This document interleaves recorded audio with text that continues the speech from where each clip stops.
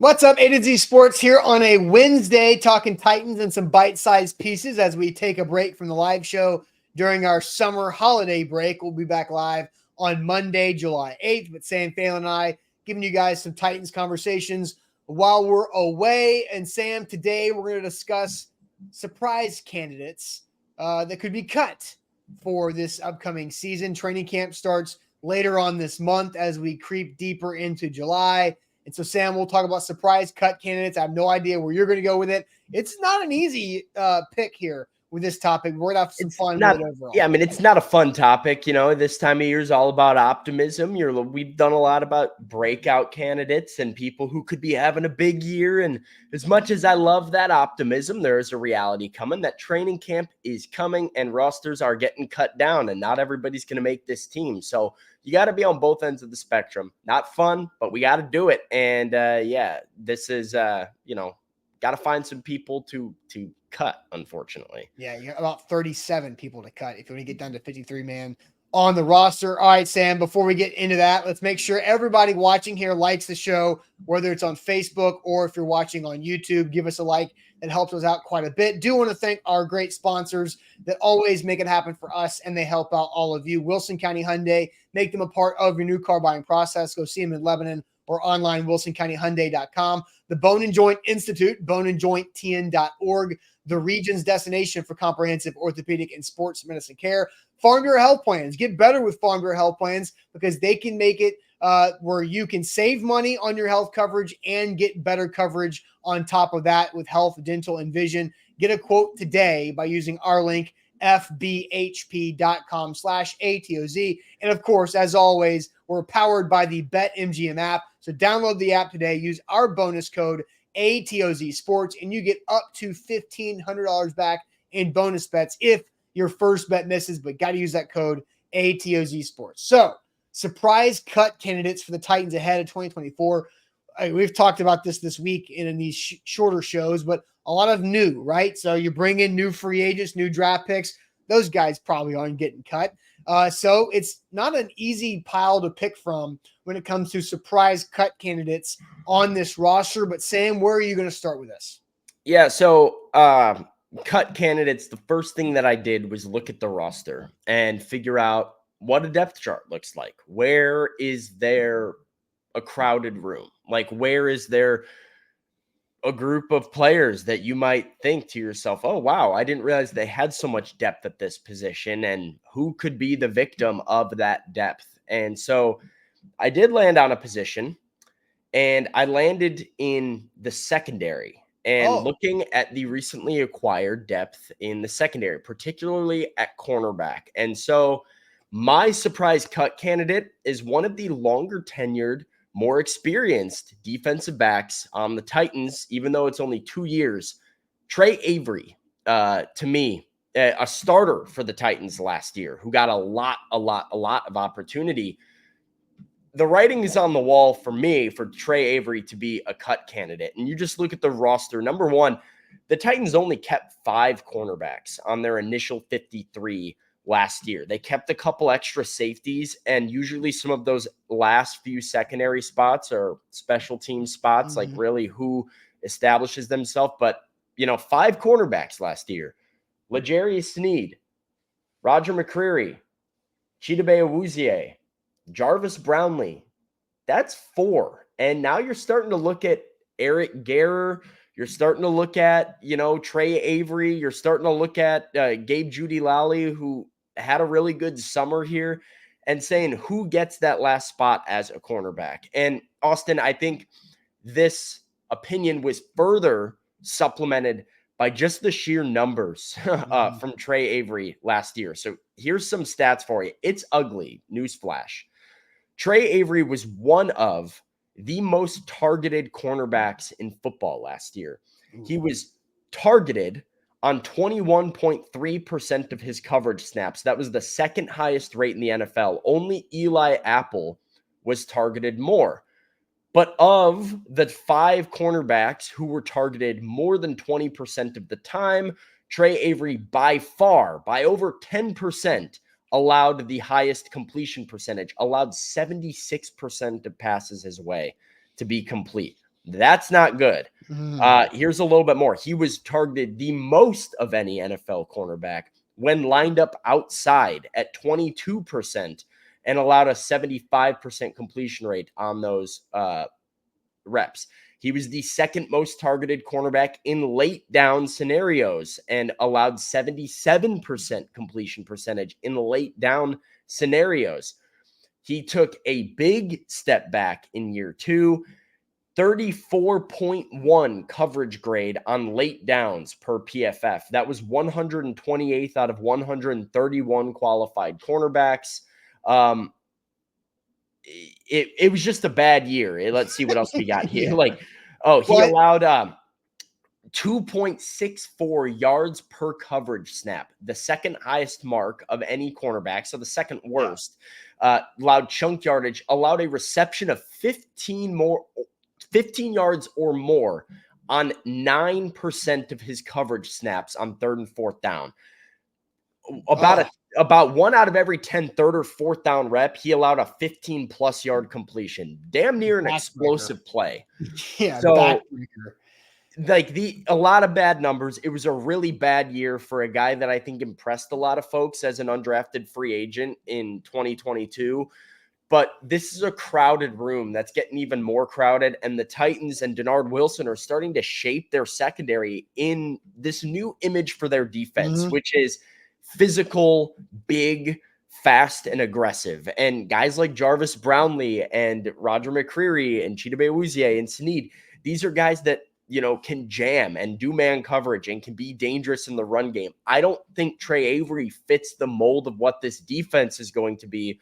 So despite the fact that he might have more experience than a Guerrer or any of these Gabe Judyle, any of these other dudes that the Titans are bringing in, I think this is somebody who I think will get cut this training camp. And you might see a surprise person or two make the roster ahead of him.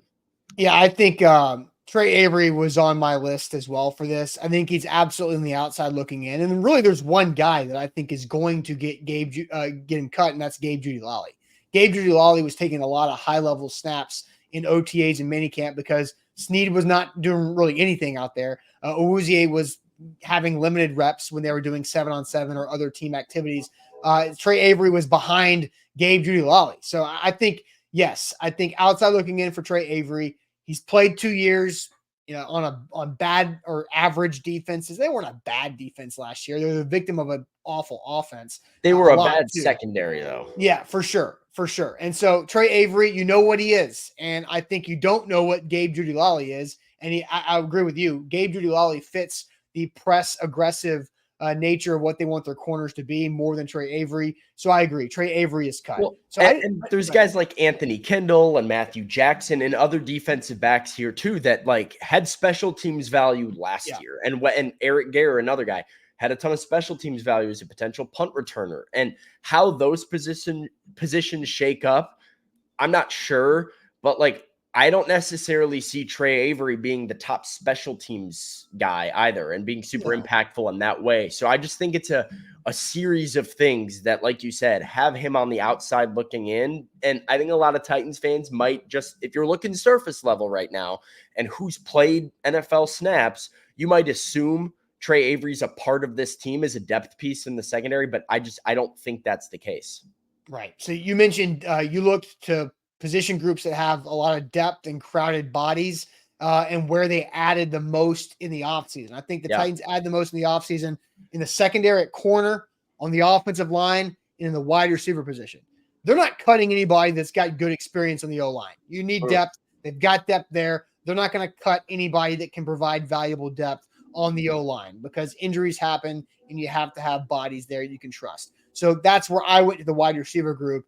And I went where I think they have some redundancy in as a free agent veteran that they brought in this year and as a draft pick that they brought in this year. And that's at slot receiver. I think Kyle Phillips is also on the outside looking in as a surprise cut candidate. He's going into year 3. He's a former draft pick. He's shown so many flashes in training camps.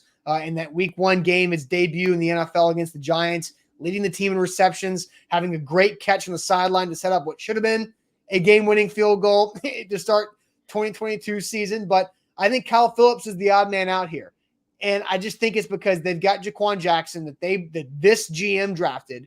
Ran Carthon did not draft Kyle Phillips. He drafted Jaquan Jackson this year with this head coach, Kyle Phillips, the previous regime, and they bring in Tyler Boyd. So you're talking about if Kyle Phillips,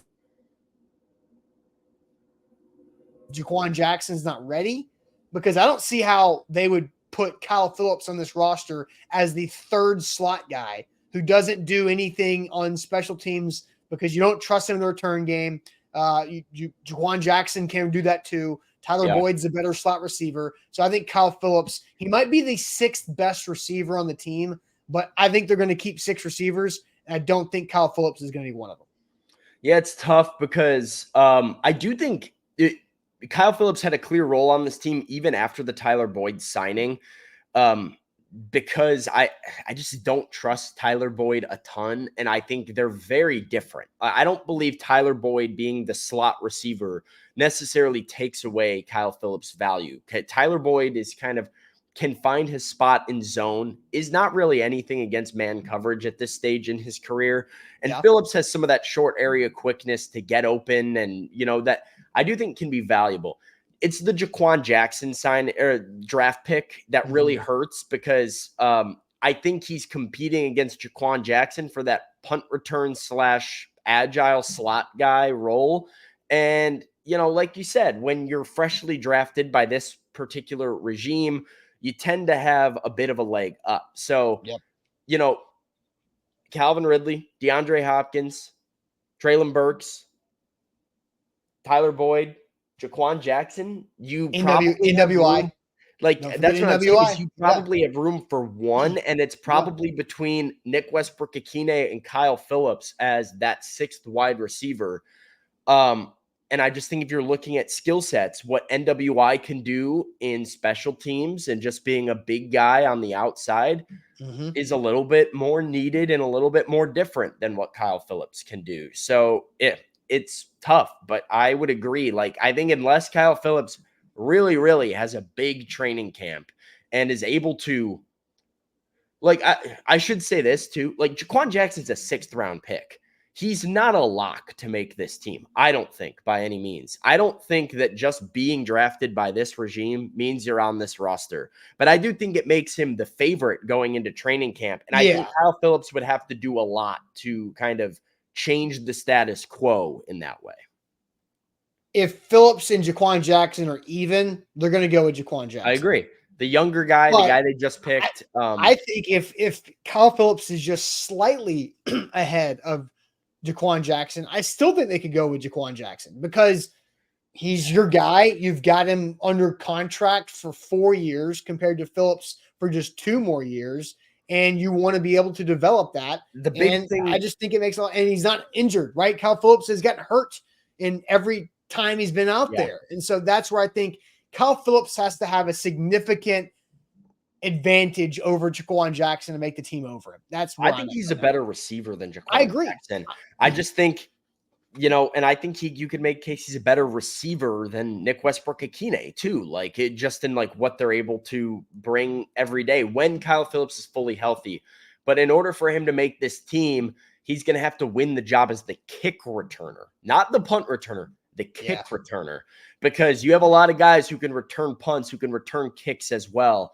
If Kyle Phillips can prove that he's the best option at kick returner and be that dude with the new rule change and everything, he's got a shot. But I think that's an uphill battle for him to climb at this point. So I would agree with you.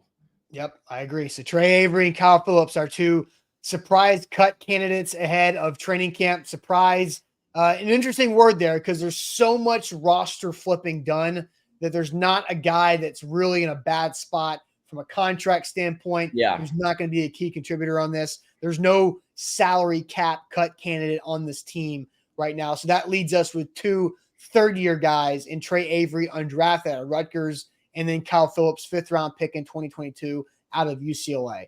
So that'll do it for us here on this week's set of mini shows. Make sure you hit that like button on Facebook and on YouTube. We'll be back live Monday, July 8th. Hope everybody has a great rest of your holiday week here. We'll be back again, and make sure you subscribe to our YouTube channel and also like the Facebook page as well. We'll catch you guys on Monday morning, July 8th. See you then.